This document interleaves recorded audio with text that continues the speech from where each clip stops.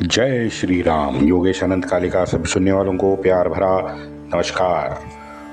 मित्रों, 1760 का भारत का इतिहास हम लगातार सुन रहे हैं अगली घड़ी। हाँ, पहले ये तो मैं रिक्वेस्ट कर दूं कि भाई मेरा कंटेंट अगर आपको अच्छा लगता है तो लाइक, शेयर और सब्सक्राइब ज़रूर करें, क्योंकि आपके लिए तो मात्र 10-15 सेकंड का समय लगेगा, लेकिन इससे हमें जिंदा रखने में आपका बहुत बड़ा योगदान सिद्ध होगा। तो कृपया YouTube पे हमें जिंदा रखने के लिए लाइक, शेयर और कमेंट ज़रूर करें, सब्सक्राइब भी करें। आगे बढ़ते हैं। दक्षिण से अतिरिक्त फौज आने तक अब्दाली से ये गुरीला वॉर गनीमी कावा जो होता है उसके जरिए युद्ध लड़ने की मल्हारबा की नीति अब मराठों ने अपनाई। क्या करते? सबसे ज्येष्ठ और श्रेष्ठ वयोवृद्ध सरदार वही थे। तुरंत उन्होंने छोटी टुकड़ियां बना डाली। 300 की टुकड़ी एक मारवाड़ चली गई। गिलचे उनके पीछे लगे। गिलचे यानी गिलचे रोहिला। गिलचे रोहिला मारवाड़ में उनके पीछे लगे। इस समय मित्रों, समस्त पठान, राजपूत, यूपी के चवन्नी छाप, पाव किलोमीटर वाले नवाब, सुल्तान, नजीब, अवध का शुजा, इनकी संयुक्त फौज थी। आप समझ लो कि सिख और जाट छोड़ के पूरा उत्तर हिंदुस्तान मराठों के विरुद्ध एकजुट हुआ था। रही बात सिंध, बलोच और उत्तर पंजाब की, तो वो तो धोती छोड़ के सलवार कब का पहन चुके थे, तो वहां से कोई मदद तो मिलने वाली थी नहीं। वहां से अब्दाली को जाहिर है कोई विरोध कभी भी नहीं हुआ, क्योंकि मुस्लिम उम्मियत बनने से सामान्य धर्मांतरित ये जो हिंदू थे ये बड़े खुश थे। वो कहते हैं ना कि नया नया मुल्ला प्याज बहुत खाता है। बस वो पूरा वायव्य हिंदुस्तान का इलाका वैसे ही था। और रही बात सिखों की, सिखों ने तो जैसे ठान ली थी कि चाहे जो हो, हम हमारे गुरु के मंदिर के आसपास भी अब्दाली को भटकने नहीं देंगे और उनकी रक्षा के लिए हम अन्य प्रदेश शायद नहीं जाएंगे, ये ठान ली थी। आश्चर्यकारक रीत्या मित्रों, दत्ताजी के निधन के बाद यानी बुराड़ी कांड के बाद शायद जाट में कुछ ये पैदा हो गई राष्ट्रीयता, तो जाट आगे आए और समय समय पर मराठों को यथाशक्ति मदद भी करने लगे। मारवाड़ में जैसे मैंने कहा कि गिलचों ने पीछा किया, तो मराठे उनसे दूर करनूल पहुंचे। करनूल यानी करनाल। अब अंबाला से, मैंने कहा कि अंबाला तो जीत लिया था अब्दाली ने, तो अंबाला में अब्दाली के अफगानी थे। अब वो अब्दाली की अफगानी फौज मराठों के पीछे करनूल पहुंची, तो उनको देख के मराठे दिल्ली आए। दिल्ली में तो पठान थे ही, और उसके साथ ये गिलचे रोहिले भी थे, तो ये सब मराठों के पीछे पड़ गए। तो वहां से, दिल्ली से मराठा निकल के आगरा पहुंचे। मित्रों, ये दुर्भाग्य है कि मुझे बड़ा अपमानास्पद शब्द कहना पड़ रहा है, लेकिन क्या करूं। जिस तरह से बिना लड़े मराठे मात्र अब्दाली के अस्तित्व से, मराठे लगातार शहर शहर में जिस तरह से दौड़ लगा रहे थे, तो मैं तो इसे भागना ही कहूँगा। पीड़ा तो हो रही है, लेकिन कहूँगा भागना ही, क्योंकि वो भाग ही रहे थे। अवध की सेना अपने लाभ लश्कर के साथ आगरा में घुस गई मराठों के पीछे। मराठे वहां से भी भाग गए और जयनगर दौड़े। ये मल्हारबा की मित्रों, ये कौन सी नीति थी मुझे समझ नहीं आता, और इसका फायदा क्या हुआ ये तो मेरे समझ से परे है। क्योंकि हम देखते हैं मराठी सेना को दर बदर की ठोकरें मात्र खानी पड़ी। वैसे 1760 का पूरा साल मित्रों आप मराठों को बस भागते हुए ही देखने वाले हैं। मैंने लास्ट एपिसोड में भी कहा था कि भाई समय बदल चुका था। मलारबा के शायद ये ध्यान में नहीं आया, लेकिन समय बदल चुका था। वो 17वीं शताब्दी वाली तुम्हारी युद्ध नीति, वो रणनीति, राजनीति, वो अब नहीं चलने वाली थी, क्योंकि अब मनुष्य के सोच में भी आमूलाग्र बदलाव हुआ था। युद्ध अब उच्च तंत्रज्ञान से बनी तोहफें, तंत्रज्ञान से बनी बंदूकें, इनके साथ लड़ी जा रही थी। ये पैसा जो है ये राजकारण के केंद्र में आया था। इस्लाम का नशा इन खूनी दरिंदे, सूफी मुल्ला, मौलवी, ये सरहिंदी, बरेलवी, रजा बरेलवी वगैरह जैसे मुल्ले थे ना, ये अग्रिम पंक्ति में थे। वलीउल्लाह तो था ही। इन जैसे आलिमों ने सामान्य जन पे ये पूरा का पूरा नशा, धर्मांधता का नशा सामान्य जनता पे चढ़ा दिया था भारतवर्ष में। क्योंकि बात सीधी है, 700 साल से पहली बार सनातनी हिंदू ने भारतीय राजकारण में इस्लाम को किनारे फेंक दिया था। अब इस्लामी जानवरों को इसकी आदत तो थी नहीं, क्योंकि 700 साल से ये ठरकी इस्लामी वर्चस्ववाद को आगे रखते हुए अय्याशी कर रहे थे। हिंदुओं से गुलामी करवाने का आनंद भी लूट रहे थे। एक तरह से मैं तो कहूँगा अल्लाह की जन्नत में जो था वो सब का उपभोग यहाँ भारतवर्ष में वो ले रहे थे। 700 साल से इतिहास में पहली बार इस इस्लामी धर्मांध जानवरों को जिल्लत उठानी पड़ी मराठों की वजह से। अब जिल्लत उठानी पड़ी तो बौखला गए, स्वाभाविक है। आगरा में मित्रों हमें दिखता है कि मराठों ने गोरिल्ला वॉर पद्धति जो है युद्ध वाली वो अपनाई है। इसका सीधा मतलब है कि मराठी कोशिशें तो लगातार कर रहे थे, लेकिन सफलता हाथ नहीं लग रही थी। आगरा में मात्र मुझे मानना पड़ेगा कि मराठों ने तगड़ा विरोध किया। पर वहां क्या हुआ, वहां से फिर भागना पड़ा। वहां भाग के वहां से मराठी निकल के जयनगर पहुंचे। माधव सिंह तो पहले से अब्दाली के पक्ष में चला गया था। उसने बकायदा अब्दाली को भारत आने का न्योता भी दिया था, मैंने आपको बताया, पत्र है उसका।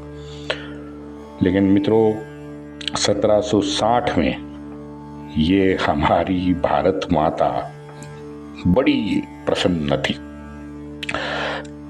किसानों के जो भंडार है वो अन्य धान्य से उसने भर डाले थे। किसानों की झोली उसने भर डाली थी।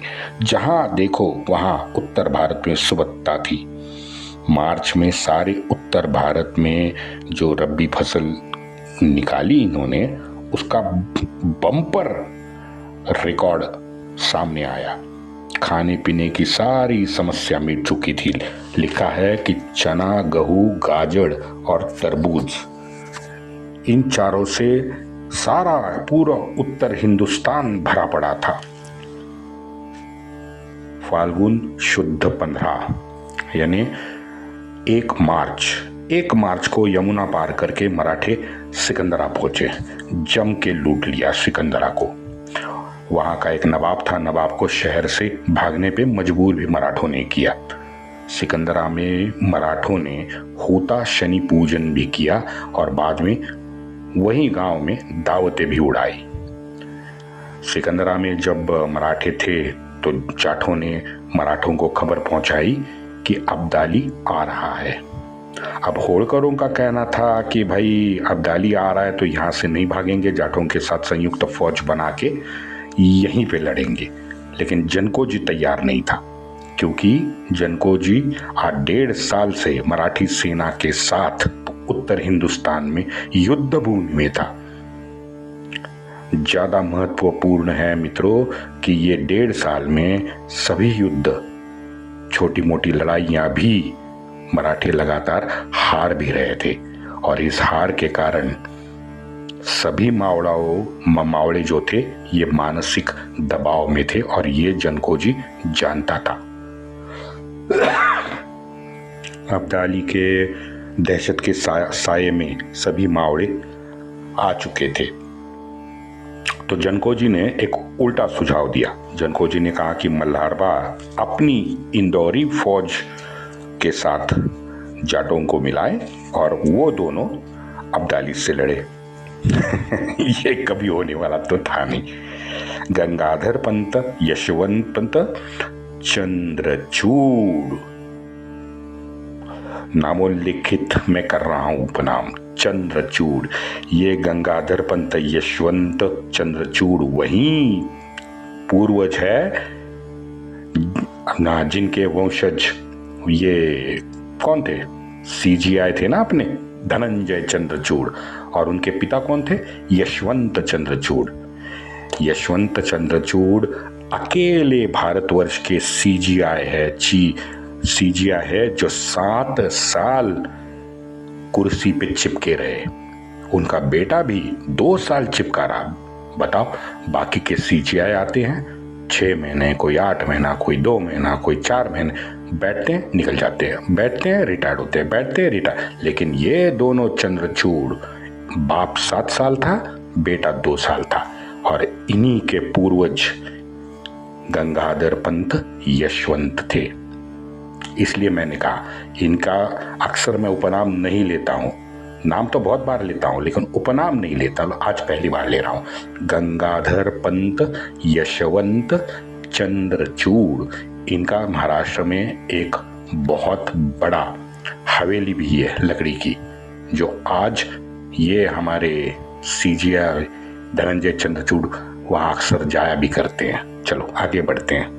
गंगाधर पंत का रेफरेंस मुझे आपको देना था, इसलिए विषयांतर हो गया।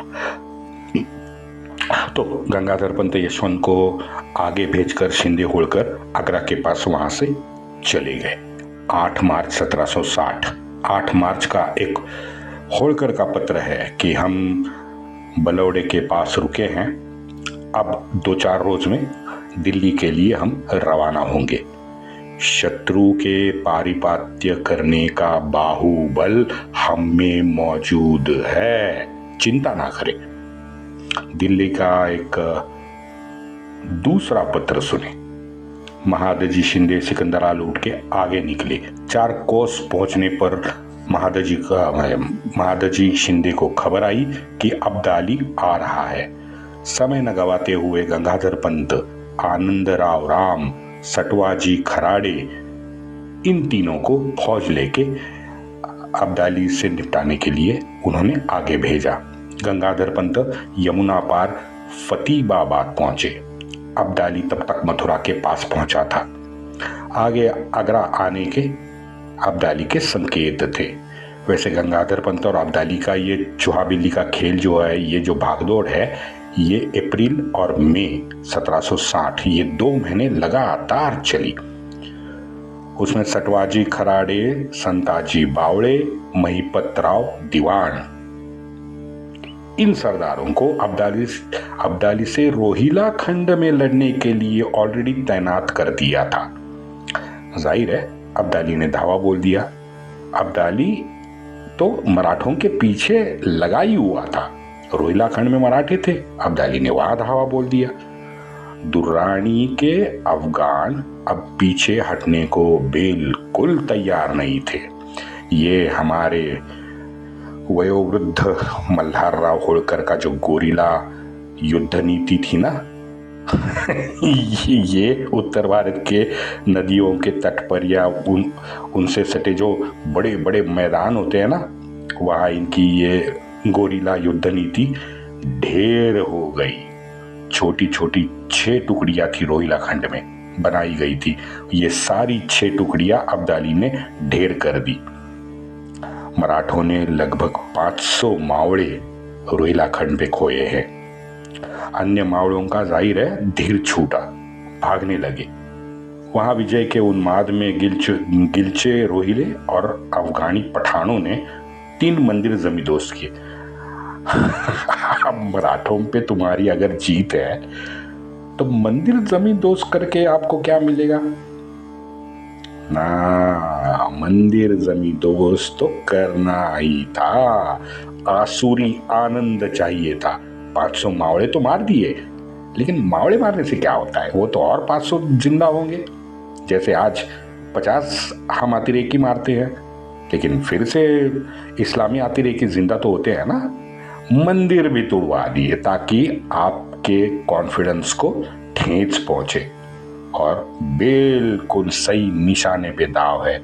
आज 350 साल के बाद भी हिंदुओं को आत्मसम्मान रहा ही नहीं है। उनके कॉन्फिडेंस पे जो चोट गजनी से लेके अब्दाली तक जो पहुंची है ना, उनसे वो आज भी उभर नहीं पा रहे हैं। देखते हैं, शायद 50 साल के बाद समय आएगा कि हम पूरे आत्मविश्वास से फिर दुनिया में खड़े होंगे। लेकिन उस वक्त इन पठानों को, इन इस्लामी दरिंदों को पता था कि मराठे हमसे अब लड़ नहीं सकते, मराठे रण छोड़ के भाग जाने वाले हैं। ये अब्दाली को पता था। तो होशियार अब्दाली ने क्या किया, मराठों के भागने के जितने भी रास्ते थे, सभी रास्ते में अपनी फौज तैनात कर दी। अभी ये अब्दाली की रणनीति जो थी, ये काम आ गई। जो भागने वाले मावड़े थे ना रोहिला खंड से, इनका सारों का कत्लेआम रास्ते में खड़े पठानों की फौज ने किया। ये रास्ते में कत्लेआम हुआ, इसलिए मरने वालों का आंकड़ा उपलब्ध नहीं है, लेकिन मुझे कॉन्फिडेंस है कि ये 500 से 100% ज्यादा होगा, है ना। ऐसा लगता तो है। लेकिन उसमें से भी जो भी मावड़े हमारे बच के आगरा पहुंचे, उनको साथ लेके शिंदे और होलकर तुरंत जयपुर की ओर निकल पड़े। अब ये होलकरों को खबर मिली थी कि अब्दाली अपनी प्रचंड संपत्ति और उसकी जो रसद थी, ये अफगानिस्तान लेके जा रहा है। होलकरों को आइडिया सूझी कि भाई इस काफिले को रोकते हैं। तो अब्दाली का खजाना लूटने के लिए ये हमारे मल्हार राव आगे बढ़े। मित्रों, अब्दाली का खजाना छोड़िए, खुद के लाले पड़ गए।